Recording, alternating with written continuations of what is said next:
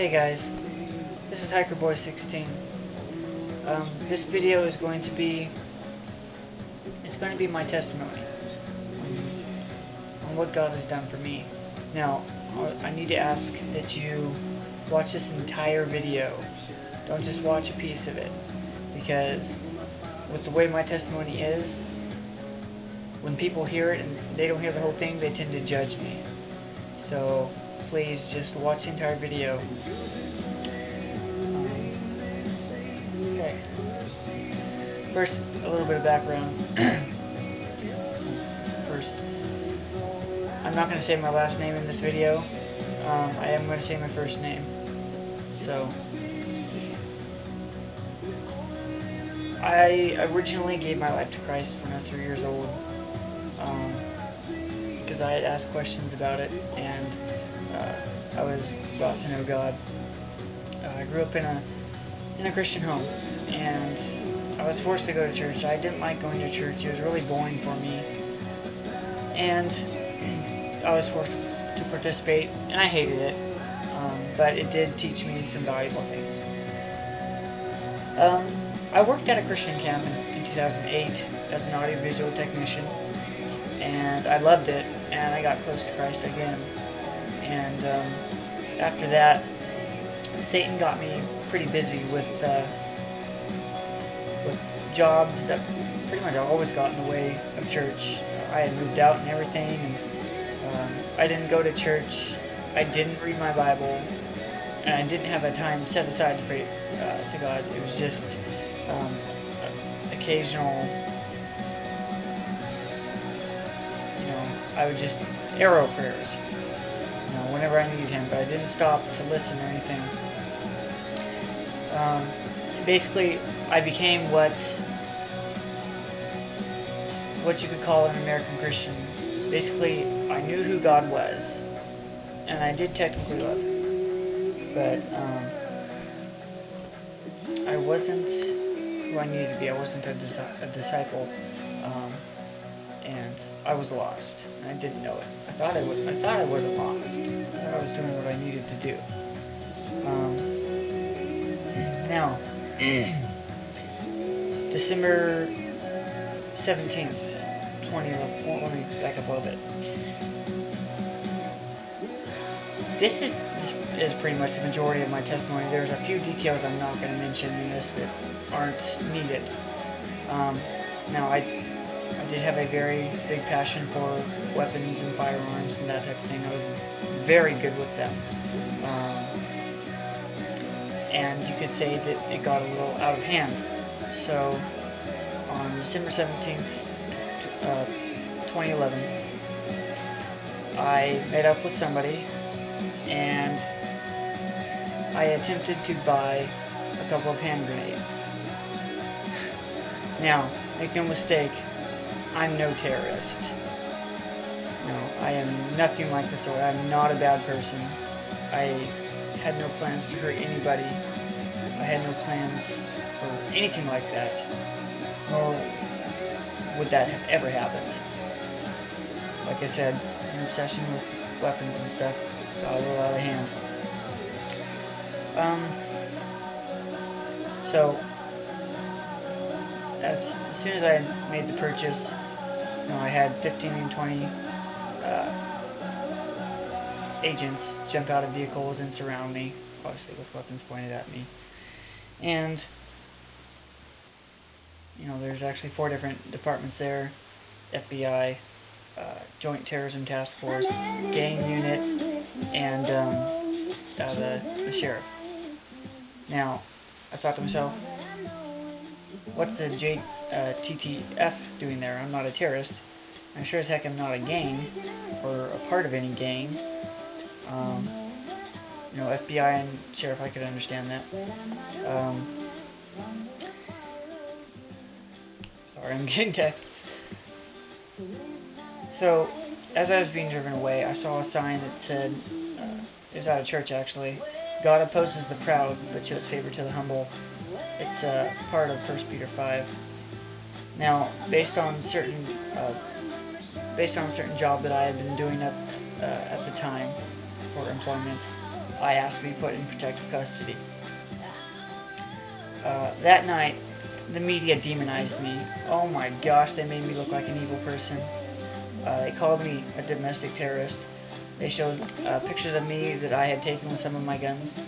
My family and friends had to stop watching the news because of how bad it was. The first week seemed like a never-ending nightmare.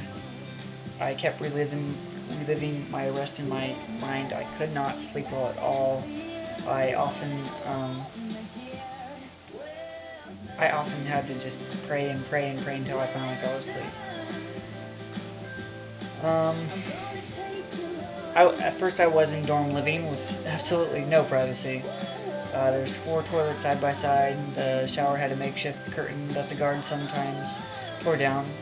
I found it nearly impossible, literally, to even go to the bathroom in front of everybody for the first several days. It was almost impossible. Yeah, I mean, now, Psalm 55, verse 1 through 8 describes my feelings of the first few days of being there. Listen to my prayer, O God. Do not ignore my plea. Hear me and answer me. My thoughts trouble me, and I am distraught because of what my enemy is saying, because of the threats of the wicked. For they bring down suffering on me and assail me in their anger. My heart is in anguish within me. The terrors of death have fallen on me. Fear and trembling have beset me.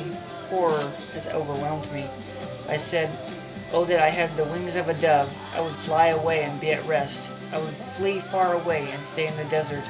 I would hurry to my place of shelter, far from the tempest and storm."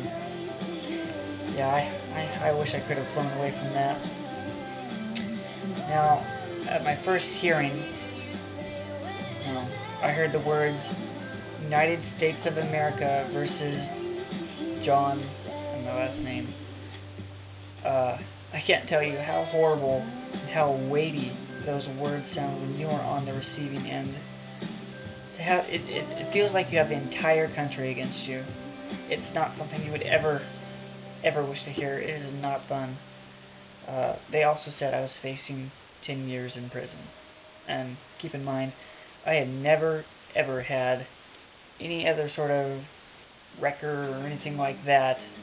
No convictions, no speeding tickets, nothing.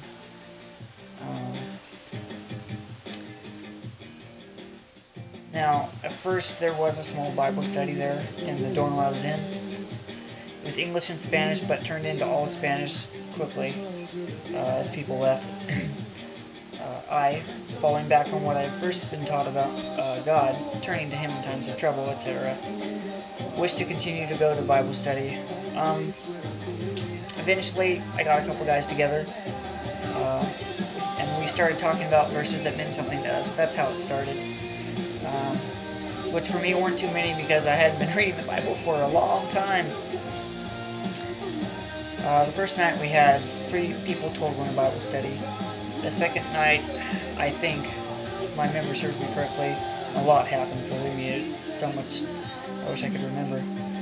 Second night I think was about 10 or 8. And then after the first few Bible studies, God started urging me not to just be in the Bible study, but to lead it. And I was like, God, you are crazy. I can't lead a Bible study. I have no experience. I'm the wrong person. Look where I am. I guess in a way I kept coming up with excuses like Moses did when the Lord told him to go to Egypt to free his people. But I did give in. And then God started moving like crazy in the Bible study. I mean, more people came, and at one time we had 19 out of 32 men in the study. That wasn't necessarily regular, but that was the most amount of people we had on one night.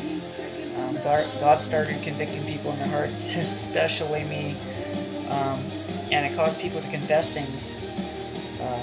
In fact, I called my parents after one Bible study and confessed to my mom that I had been the one who had stolen some money from her, and I have since repaid it to her as I promised her. A deacon from my parents' church, who has now become a good friend of mine, sent me a Bible. In fact, it's this one here. This is the one I had in jail, and I didn't know where to start reading it, so I started reading Psalms, and it definitely helped me. It helped ease my constant stress. I often prayed and prayed and prayed until my body finally would let me get to sleep. It was so hard to sleep there, especially partly because they had the lights on and people were talking and the Bible study was provided a translator by God, so we not only had it in English but also in Spanish. He also provided me 2 co-leaders that I was able to bounce thoughts off of, and we helped to keep each other on track. And we called each other on it if we began to stray or began messing up or something. And that was an absolute blessing and a godsend. Oh my gosh. The study grew some more. A few left. I don't remember too well anymore how the early days of the Bible study went. We had it every day, not just every Sunday, every day, and tons of stuff happened. You could feel the Spirit there like an electric current going through your body. It was so cool. Once when I was brought out of the dorm to talk to the chaplain because I had put in a request and oh my gosh, it took forever to get filled. I kid you not, I mean weeks. They were really backed up on request forms. And there were 2 guards there, a male and a female, and they both told me that they were praying for me. And I was like, what? I was in awe. It was so amazing to have guards there say that they're praying for me. And let me tell you something. The guards in jails and prisons, this is probably not all of them, but let me tell you, the majority treat you like you're not even worth the dog poop they've stepped on. They treat you like you're a Hitler or something. And that's even if you respect them and follow all their, everything they say. They don't care.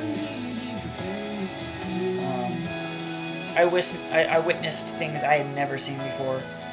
People snorting up crushed pills, smoking, which obviously you're not supposed to do. And I learned an amazing method on how to start a fire when there's nothing to start a fire with. People making Pruno, which is jail alcohol, also not allowed. It definitely was a place I did not like being at all. There were also fights, and though thankfully they didn't happen too often. For the first few months, it was probably once a month. Okay. One morning, we were woken up really early by the COs, corrections officers, and we were told to pack up our stuff and get ready to move. All of us, all 32.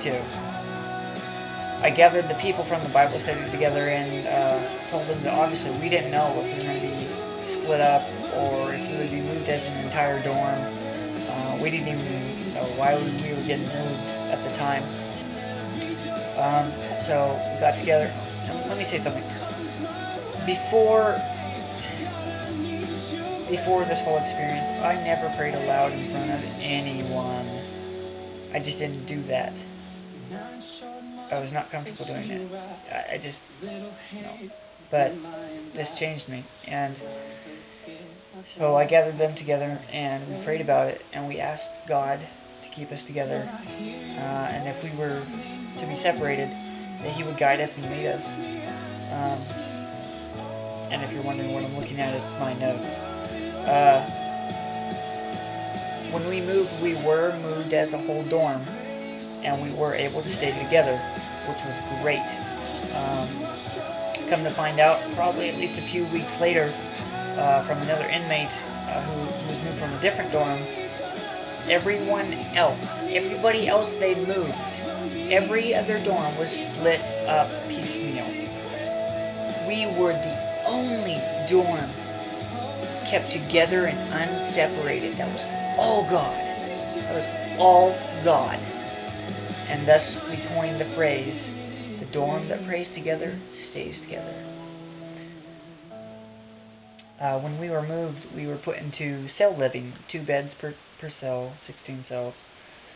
The guards from the dorm living section told the CEOs of the cell living section that we were the best dorm, and that they should have very little in the way of problems from us. When I say this, I gotta say it was all God. It really was. My cellmate, my first cellmate, was one of the other Bible study leaders, albeit he spoke mostly Spanish, but we were able to communicate somewhat, and I knew I didn't have anything to fear from him. One thing I learned is that some people who are in jail have honestly made a big mistake, and they just need a second chance. Not everybody, but some people. Here's a major God story. One of the Bible study leaders, everyone called him T, told us how he, at one time, had been facing 50 to life in prison. I believe this because he had previous convictions, and this would have been his third one. He had given his life to God, and you'll never believe what happened. Okay, so remember, he's facing 50 years minimum to life. And there is no other reason for this. No other reason but God. There's no other possible explanation. He got 3 years. He was there currently because he illegally crossed the border. He's a legal alien from El Salvador to be with his family who are citizens of the U.S. T and I became very close. There were several situations where there were some very dangerous people in our unit, and a few of them, well, let's just say we didn't get along for certain reasons. God put people around me, including T, who was hugely muscular. I mean, one of his arms was probably like this. I mean, nobody messed with this guy. But he was incredibly humble. And God put other people around me who were far stronger than I. And they told me that they would keep me safe from the others. I believe at one time I had 5 or 6 inmates, possibly a couple more, who were willing to take someone on my behalf to protect me. In fact, God caused one of my enemies to become a friend and protector. He and I actually had a fight. Well, wasn't really a fight. I didn't really do anything. Psalm 57:4 describes how jail is for the most part. I am in the midst of lions. I am forced to dwell among ravenous beasts, men whose teeth are spears and arrows, whose tongues are sharp swords. There were times when the COs did things that were pretty horrible. Even other COs were appalled at their behavior, but nothing changed. Like, for example, they would pop the doors, they would unlock them, they would cycle the locks at 2 a.m., and we were supposed to get up and open the doors wide open. But for the most of the time, people didn't do that because, well, they would crack it so that, it wouldn't be locked. But other than that, they did it, to help keep it darker in the cell, because there's always a light on in the cell. There's only 2 modes, bright and less bright. And so apparently one of the COs at this time, oh my gosh, he was so pissed off about that, and he kept telling people to, open the doors wide, and finally everybody did. But this guy, man, I don't know what his problem was, but he cycled the locks for the next several hours. When we got up in the morning, we asked the guards who had recently come on shift change. We asked them if they could turn off the lock cycling, and they said, yeah, why are they still cycling? And we told them it's because the other COs were trying to piss us off, or they were basically trying to punish us. And it really was a cruel and unusual punishment, because you can't sleep with that going on. And I really was doing my best to follow every rule there. And a lot of people would jam spoons in the lock so that they could cycle properly, so they wouldn't hear that very loud clicking sound. I mean, it was loud. Eventually, I got so fed up with it and so annoyed with it, I jammed a spoon in the lock so it would stop, and I finally got to sleep.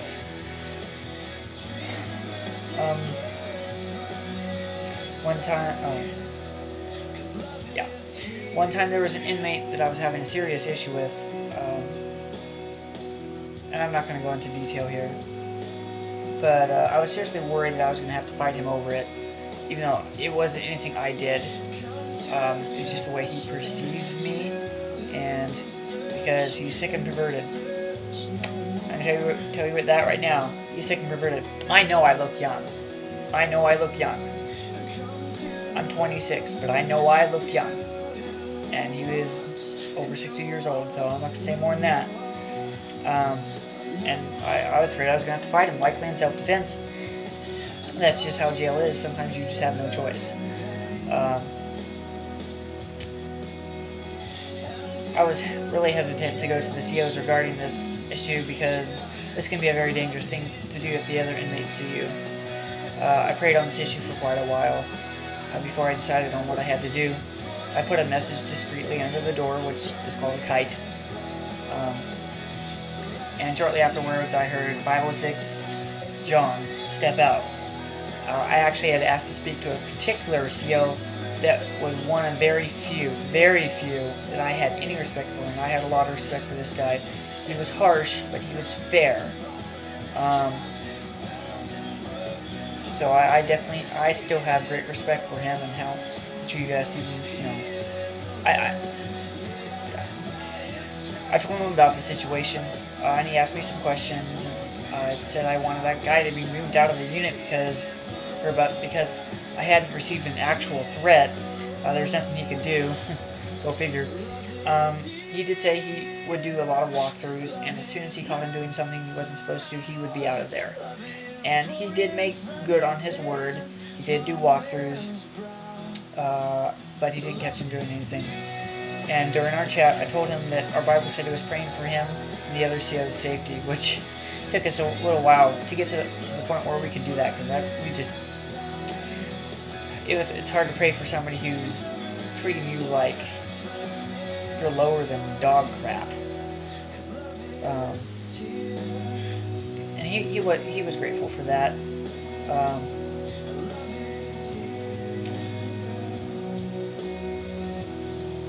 He did tell me that he was getting requests from other inmates in other pods that were completely separated from us. I don't see how they could have even known about us. He was getting requests to go to your Bible study so that they can learn how to become a Christian. I was blown away. My mouth literally...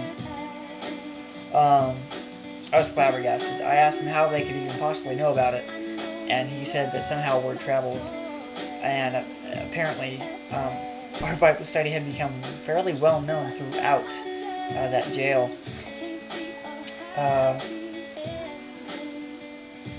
And God's work through us where people were hearing about it. That was a huge glory moment from God.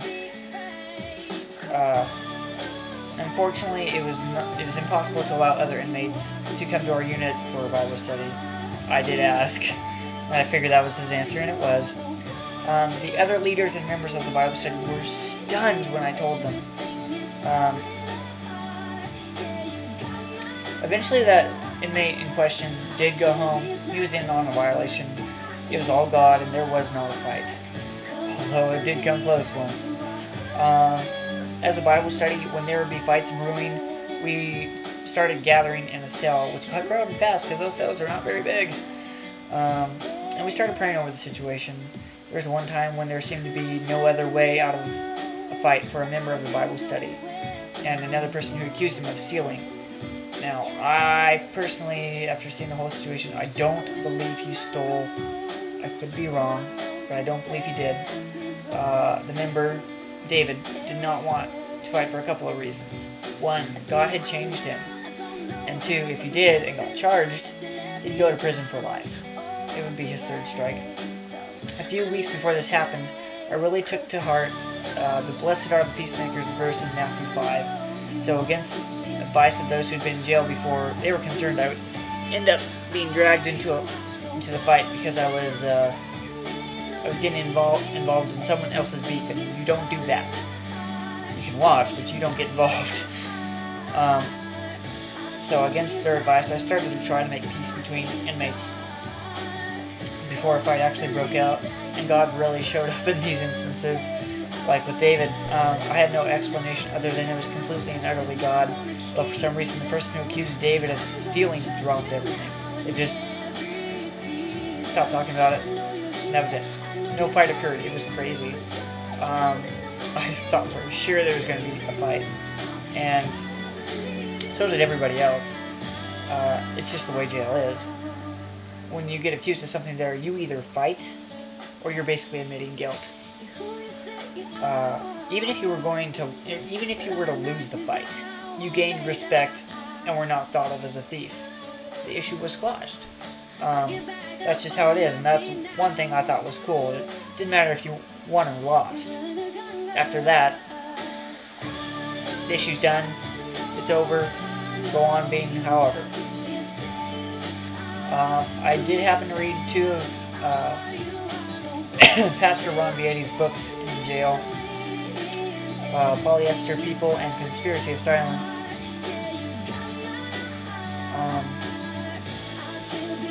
I actually did two Bible studies from the preface of Conspiracy of Silence, which is about spiritual warfare, what the enemy does, how we can respond, etc. That night when I was asleep, my cellmate, that same Bible study co-leader, said he woke up because he felt a great evil presence in the cell. He said he heard someone torturing me in my sleep, and I still remember having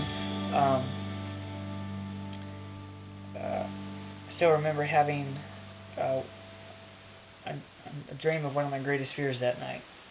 It was a nightmare. He said he prayed and prayed until the spirit left. The next night, after another study on spiritual warfare, my cellmate woke up because he again felt a strong evil presence. And he said he saw some sort of black shape standing next to him, and it was holding him down. He said he couldn't move his arms because it was too strong. He said he tried to push up, but I pushed him back down. So he said he prayed until it disappeared with an audible snapping or cracking sound. I told him once, he told me in the morning, that he should have yelled to wake me up, or rebuked it, or prayed I'd wake up, because I would have totally jumped down and engaged. Needless to say, these stories were told to the rest of the Bible study, and they were amazed. Not long, I believe, after that, we had a Bible study member say that a family member had recently moved into a house that used to have somebody who practiced witchcraft in it. And they had evil spirits in the home causing serious issues. We prayed and engaged in spiritual warfare, and guess what? No more problems with the spirits. Now, when I say spirits, I mean demons, not ghosts. We had some amazing miracles happen, and unfortunately I don't remember them all.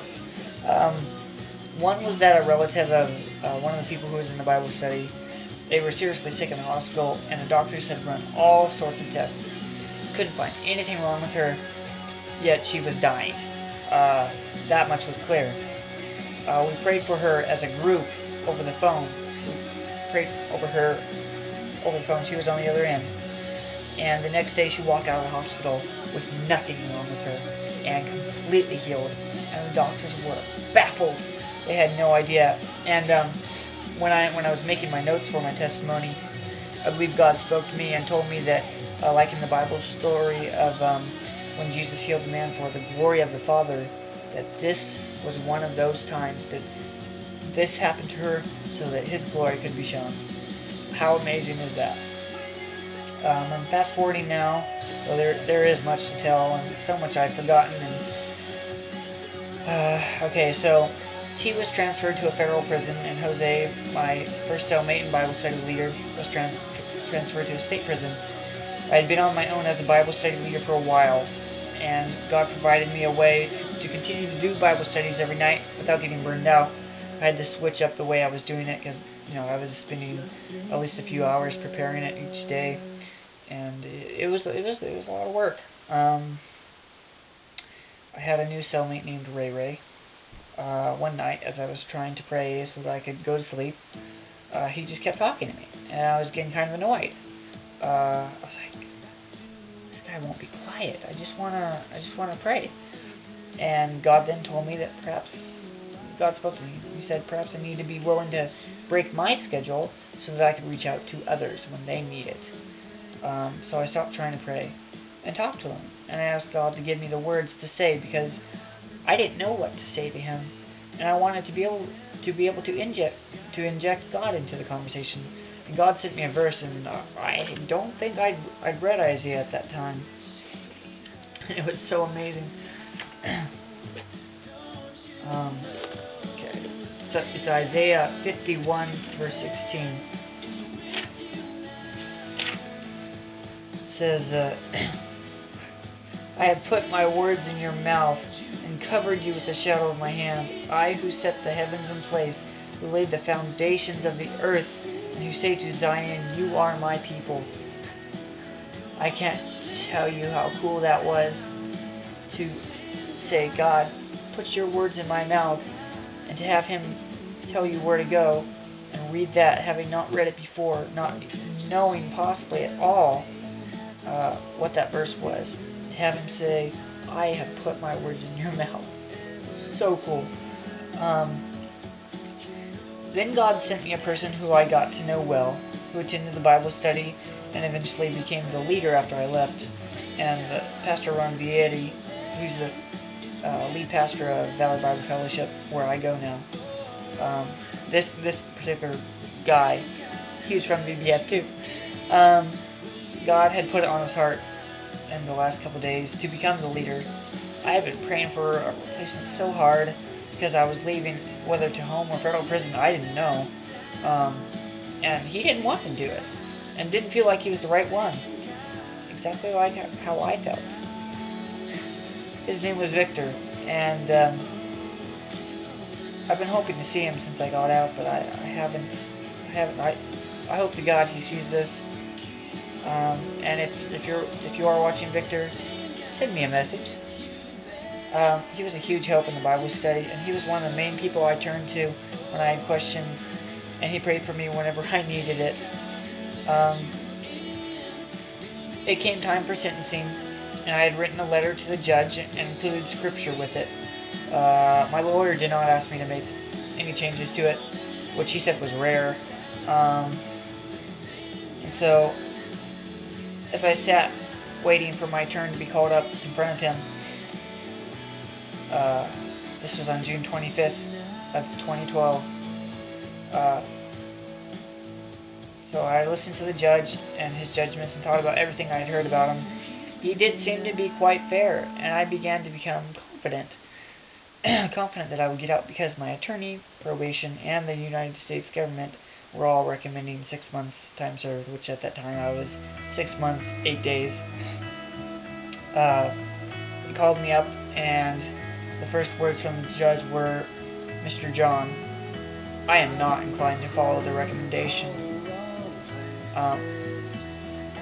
And here's the thing.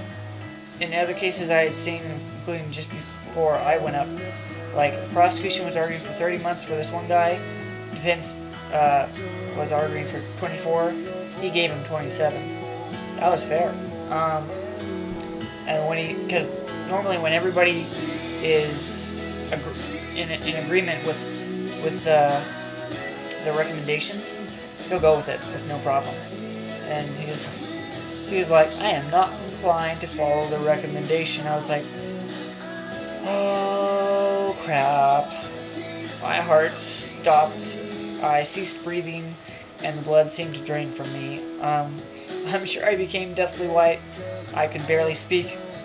I immediately began praying, and I'm sure I really didn't have much in the way of words, but God says He hears, even our groanings when we can't figure out words to say. And I think I was saying something like, "Please God, please God, please God." He said he had read my letter, etc. He also said he had read my parents' letter. He asked me if I had seen it, and I said, "No, Your Honor, I have not." And so he said, he told my attorney to give me a copy to read, and then he'd call me back up.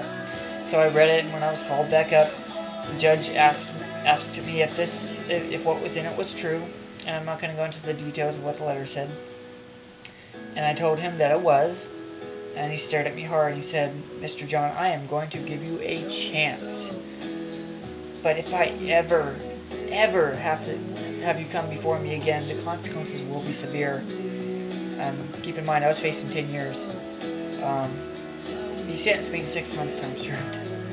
I truly believe that God used that to humble me once again and to show me that it was Him and Him alone that got me out of jail. I certainly did not leave in a celebratory mood. I was humbled and sobered, but I was happy. When I returned to jail that day, I had my cellmate, who was another one, Charlie, tell me that he told me, "You don't belong in a place like this." He said that he was really happy that I was going home, but if I ever came back again, he saw me, he'd beat the crap out of me for coming back. True words of love and concern. Seriously, coming from a cellmate, that's really the best thing they can say to you. I was released that night. Let me read a few verses here.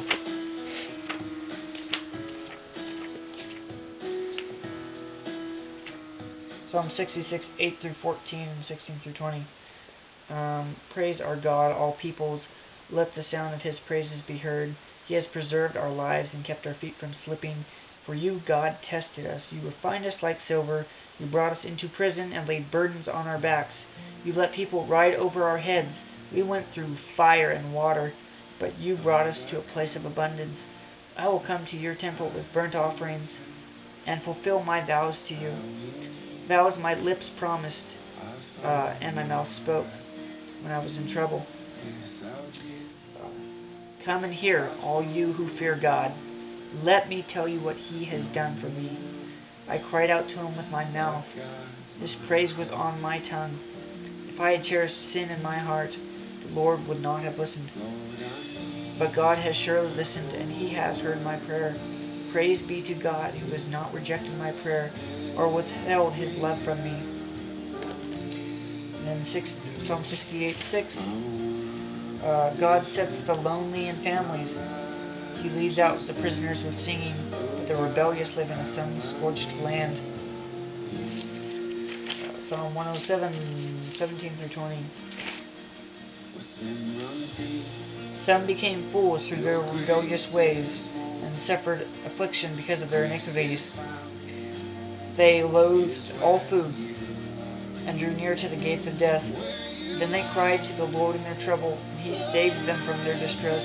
He sent out His word and healed them. Psalm 118, 14 through 21. The Lord is my strength and my defense. He has become my salvation. Shouts of joy and victory resound in the tents of the righteous. The Lord's right hand has done mighty things. The Lord's right hand is lifted high. The Lord's right hand has done mighty things. I will not die, but live, and will proclaim what the Lord has done. I'm doing now. The Lord has chastened me severely, but He has not given me over to death. Open for me the gates of the righteous. I will enter and give thanks to the Lord. This is the gate of the Lord, through which the righteous may enter. I will give you thanks, for you answered me. You have become my salvation. Now there's a passage that there's a promise in Psalm 71 that I held on to and I read often. Psalm 71, verse 20 and 21. Though you have made me see troubles, many and bitter, you will restore my life again. From the depths of the earth, you will again bring me up. You will increase my honor and comfort me once more. Now, God changed me so much there. One of the things I learned is, if you want to be a disciple for Christ, you can't just do what I was doing before, not reading the Bible. You need to read the Bible regularly. Maybe not every day, but I would certainly recommend it because it helps you every day. You need you need to have a set time to pray to God, and you need to also have a time after that to listen for a response. This isn't a one-way conversation. He does speak back. He does talk back. And you need to hang around those who are Christians, who really are following God, fellowshipping with them. You know, whether it's at church, you need to surround yourself with disciples of Christ. If you don't, you're very likely going to fall away again. And one of the things I stressed to those in the Bible study in jail is, you know, don't leave God at the door when you leave. If you do, you'll probably end up back here. And I know people who have since gone back to jail because they decided not to follow. You know, God was dropping pebbles on my head trying to get my attention. I wasn't paying attention, so he had to drop a boulder on me. And you know, I lost my my Second Amendment rights, and I lost a lot. I lost friends. I don't know why they decided not to be friends anymore. It just didn't make sense at all based on the whole situation. But you know, like it says in the New Testament, what use is it to gain the whole world but lose your soul? And I'm grateful that I went through that experience, horrible though it was. You know, I would rather spend the rest of my life in prison than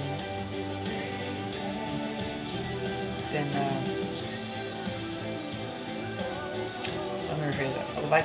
I would rather spend the rest of my life in prison knowing God than spending every day free not knowing Him. He's done so much for me. I'm doing ministry at work. I go to a great college age group Bible study, bsnbbf.com. Maybe it's .org, I don't remember. You know, I'm part of another small group as well. You know, God can use you in so many ways, and God continues to use me despite how flawed I am, despite my past now. And, you know, I'm so grateful that I went through that, even though I wish I didn't have to.